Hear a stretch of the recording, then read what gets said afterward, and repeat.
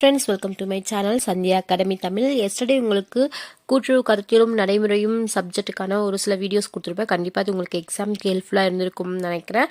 So இன்னைக்கு கூட்டுறவு சட்டம் மற்றும் தொடர்புடைய சட்டங்கள் தொடர்பான ஒரு சில வீடியோஸ் நான் இதில் ஷேர் பண்ணுவேன். கண்டிப்பாக இதுவும் அடுத்த எக்ஸாம் கண்டிப்பாக யூஸ்ஃபுல்லாக இருக்கும் நம்புகிறேன். ஸோ நம்ம வீடியோக்குள்ளே போகலாம். இந்திய சட்ட வரலாறு நான் ஃபர்ஸ்ட் எடுத்திருக்கேன். ஃபர்ஸ்ட் 2 லெசன்ஸ் மட்டும் தான் லெசன் வைஸ் கொடுப்பேன். அதுக்கப்புறமா இருக்கக்கூடியது எல்லாமே இம்பார்ட்டன்ட், எக்ஸாம் பாயிண்ட் ஆஃப் வியூவில் இருக்கக்கூடிய இம்பார்ட்டன்ட், ஆல்மோஸ்ட் புக்கில் இருக்கிறது எல்லாமே சட்டங்கள் மட்டும் கவர் ஆகிருக்கும். ஸோ இதை மட்டும் ஃபாலோ பண்ணால் மட்டும் போதும். இல்லை நீங்கள் புக்லேயுமே நீங்கள் ரெஃபர் பண்ணிங்கன்னா ஆல்மோஸ்ட் நீங்கள் ரெஃபர் பண்ணலாம், நோ இஷ்யூ. ஸோ வீடியோக்குள்ளே போகலாம். வைஸ்ராய் கர்சன் பிரபு தலைமையில் ஒரு குழு ஃபஸ்ட்டு ஆரம்பிச்சிருப்பாங்க. அதாவது ஒரு ஹிண்ட்டுக்காக நான் இதை எழுதியிருப்பேன்.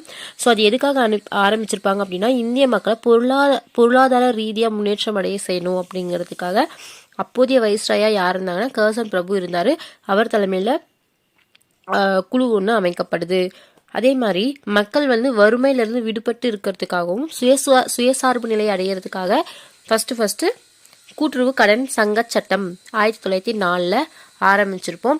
அதுக்கு முன்னாடி சரிங்களா 1895 சர் ஃப்ரெடரிக் நிக்கல்சன் தன்னுடைய அறிக்கையிலும் 1901 கொடுக்கப்பட்ட பஞ்சக்குழு அறிக்கையிலும் கூட்டுறவு இயக்கம் தான் மக்களை முன்னேற்றத்திற்கு சிறந்த வழி அப்படின்னு சொல்லியிருப்பாங்க. இந்த 2 அறிக்கையும் என்ன சொல்லுன்னா, கூட்டுறவு இயக்கம் தான் மக்களை முன்னேற்றத்திற்கு சிறந்த வழி என சொல்லியிருப்பாங்க. 1901 சர் எட்வர்ட்லா தலைமையில் ஒரு குழு அமைக்கப்பட்டிருக்கும். அந்த குழு 1904 அந்த குழுவோடைய முடிவாக தான் நமக்கு 1904 கூட்டுறவு கடன் சங்க சட்டம் 1904 கொண்டு வந்திருப்பாங்க. இதில் 29 சரத்துக்கள் இருக்கும். 1912 ஒரு புதிய சட்டம் கொண்டு வருவாங்க. அதில் 56 சரத்துக்கள் இடம்பெற்றிருந்துச்சு. மாண்டேகு செம்ஸ்போர் சீர்திருத்த சட்டம் 1919 ஒரு பரிந்துரை கொடுத்திருக்கும். அந்த பரிந்துரையின் பேர்ல தான் மகாராஷ்டிரா கூட்டுறவு சங்க சட்டம் 1925 தொடங்கப்பட்டிருப்பாங்க.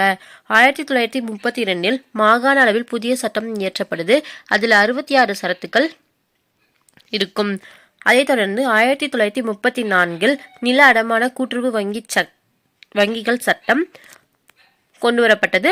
இதில் 38 சரத்துக்கள் இடம்பெற்றிருந்தது.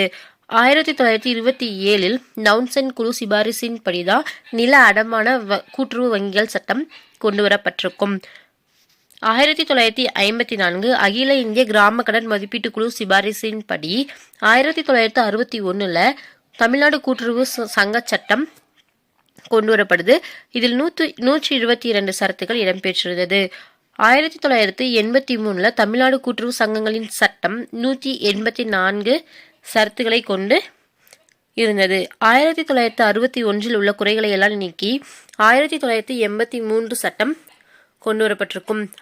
1888 நிலைமுறை சட்டமானது நடைமுறை சட்டமா 190 விதிகளை கொண்டு விளங்கியிருக்கும். அது எப்படி அப்படின்னு பார்த்தீங்கன்னா, 1988 நான் இங்கே மென்ஷன் பண்ணியிருப்பேன் இல்லையா, அது என்ன அப்படிங்கிறது நடைமுறை சட்டத்தை குறிக்குது. 1983 ஆண்டு சட்ட விதிகள் 13/4/1988 நடைமுறை சட்டமா 190 விதிகளை கொண்டு தமிழ்நாடு கூட்டுறவு விதிகளில் விளங்கிட்டு இருக்கு. சட்டம் 2 வகைப்படும், நிலைமுறை சட்டம், நடைமுறை சட்டம். நிலைமுறை சட்டத்துக்கு எடுத்துக்காட்டு தான் 1983 ஆண்டு சட்ட விதிகள். அந்த விதிகளை நடைமுறைப்படுத்துவது தான் நடைமுறை அல்லது வழக்குமுறை சட்டம். ஸோ இந்த வீடியோ உங்களுக்கு யூஸ்ஃபுல்லாக இருந்திருக்கும். ஸோ நெக்ஸ்ட் லெசன் நான் பார்க்குறேன். ஸோ நெக்ஸ்ட் பாடம் பார்ப்போம். கூட்டுறவு சங்கத்தை பதிவு செய்தல். பிரிவுகள்: பிரிவு 4 பதிவு செய்யக்கூடிய சங்கங்கள், பிரிவு 6 பதிவுக்கான நிபந்தனைகள், பிரிவு 8 பதிவுக்கான விண்ணப்பம், பிரிவு 9 பதிவு செய்தல், பிரிவு 10 பதிவு சான்று. விதிகள் பார்க்கும்போது விதி 3 பதிவுக்கான விண்ணப்ப படிவம், விதி 4 முதன்மை அமைப்பாளர் கடமைகளும் பொறுப்புகளும், விதி 6 துணை விதியின் பொருளடக்கம், விதி 7 பதிவு செய்ய பெறப்பட்ட விண்ணப்பத்தின் மேல் பதிவாளர் எடுக்க வேண்டிய நடவடிக்கை, விதி 8 பதிவான சங்கம் தன் வேலையை துவங்குதலுக்கான கால அளவு. 1983 ஆண்டு சட்டம் நடைமுறைக்கு வந்த பின் பதிவு செய்யப்படுகின்ற வேளாண்மை கூட்டுறவு சங்கங்கள் வரையறுக்கப்பட்ட பொறுப்பிலேயே பதிவு செய்யப்பட வேண்டும். அதுக்கு முன்னாடி இருக்கிறது எல்லாமே வரையறுக்கப்படாத பொறுப்பில் இருந்தது. 1983 சட்டத்துக்கு அப்புறம் மட்டும்தான் வரையறுக்கப்பட்ட பொறுப்பில் பதிவு செய்யப்பட வேண்டும் சொல்லியிருக்காங்க. பிரிவு 6 பிரிவு 21 படி 25 தகுதியுடைய தனிநபர்களாவது இருக்க வேண்டும். பிரிவு 21 உறுப்பினர்களின் தகுதி. பிரிவு 23 உறுப்பினர்களின் தகுதியின்மை. 21 தகுதி, 23 தகுதியின்மை. பிரிவு 9 விண்ணப்பத்தை தான் பெற்ற நாளில் இருந்து 120 நாட்களுக்குள் நடவடிக்கை எடுக்க வேண்டும். விதி 8 சங்கம் பதிவு செய்யப்பட்ட தேதியிலிருந்து 3 மாதத்திற்குள் பேரவையை கூட்டி தன் உறுப்பினர்களுக்கு பங்குகளை ஒதுக்கீடு தீர்மானம் நிறைவேற்ற வேண்டும். சங்கம் வேலை துவங்கிட காலதாமதமானால் பதிவாளர் 1 ஆண்டு வரைக்கும் இந்த காலதாமதத்தை நீட்டிக்கலாம். பிரிவு 7 சங்கத்தின் செயல் எல்லையில் வசிப்பவரா அசையா சொத்து வைத்திருப்பவரா என சந்தேகம் எழும்போது பதிவாளர் சம்பந்தப்பட்ட தரப்பினருக்கு நோட்டீஸ் கொடுக்க வேண்டும். இந்த அறிவிப்பு கொடுத்த 90 நாட்களுக்குள் பதிவாளர் இது தொடர்பான முடிவு எடுக்க வேண்டும். பிரிவு 11 விதி 9 துணை விதி திருத்தம். பிரிவு 11 முழு உத்தேச திருத்தம். துணை விதி திருத்தம் பிரிவு 11 விதி 9 இது 2 எது கொடுத்தாலுமே துணை விதி திருத்தம் தான். பிரிவு 11 3 அப்படின் போது உத்தேச திருத்தம். 11 திருத்தம் ஞாபகம் வச்சுக்கோங்க. அதோட 3 வந்துச்சுன்னா உத்தேச திருத்தம். துணை விதியை பதிவு செய்தாலும் அல்லது பதிவு செய்ய மறுத்தாலும் விண்ணப்பத்தை பெற்ற 120 நாட்களுக்குள் பதிவாளர் நடவடிக்கை எடுக்க வேண்டும். விதி 19 சிறப்பு துணை விதி திருத்தம். விதி 19 பிரிவு 17 சங்கத்தை வேறு பிரிவு மற்றும் வகை சங்கமாக மாற்றுவதற்கான நிபந்தனை. சிறப்பு பேரவையை கூட்ட 15 முழு நாட்களுக்கு குறையாத அறிவிப்பு கொடுக்க வேண்டும். தொடக்க தீர்மானம் அனுப்பிய தேதியிலிருந்து 2 மாதம் முடிந்த பிறகு மீண்டும் ஒரு பேரவையை கூட்ட வேண்டும். சங்க வகை மாற்றம் செய்ய உள்ள தீர்மானத்தை 3/2 பங்கு பெரும்பான்மையுடன் நிறைவேற்றப்பட வேண்டும். பிரிவு 12 கட்டாய துணை விதி திருத்தம் செய்ய கோரும் அதிகாரம்.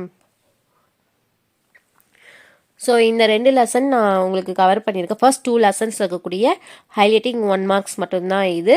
இது இல்லாமல் நான் அடுத்து கொடுக்கறது எல்லாமே ரேண்டமாக இருக்கக்கூடிய திங்ஸ் எல்லாமே நான் உங்களுக்கு ஷேர் பண்ணுவேன். ஸோ இந்த வீடியோ உங்களுக்கு யூஸ்ஃபுல்லாக இருக்கும்னு நினைக்கிறேன். ஸோ இதோட நமக்கு இந்த 2 லெசன்ஸ் கவர் ஆகுது. இது தொடர்ந்து வரக்கூடிய ஆல்மோஸ்ட் நான் ஒரு 200 கொஷின்ஸ் கவர் பண்ணணும்னு நினைக்கிறேன். பார்ப்போம். நான் ஆல்மோஸ்ட் ஒரு 40 ரேண்டமாக ஒரு 40 கொஷின்ஸ்னு வச்சுக்கோங்க. நம்பர்ஸ் இருக்குது அப்படிங்கிறத தாண்டி இதில் இருக்கக்கூடிய ஹைலைட்டிங் பாயிண்ட்ஸ் எல்லாம் வச்சு ஒரு 4 பாட்டா இல்லை 5 பாட்டா அந்த மாதிரி நைட்டுக்குள்ளே உங்களுக்கு என்னெல்லாம் இம்பார்ட்டன்ட் கொடுக்க முடியுமோ கொடுக்குறேன். இந்த வீடியோ கண்டிப்பாக யூஸ்ஃபுல்லாக இருக்கும்னு நினைக்கிறேன். வீடியோஸ் யூஸ்ஃபுல்லாகவும் ஹெல்ப்ஃபுல்லாகவும் இருந்துச்சுன்னா லைக் பண்ணுங்கள், உங்கள் ஃப்ரெண்ட்ஸுக்கும் ஷேர் பண்ணுங்கள். தேங்க்ஸ் ஃபார் வாட்சிங்.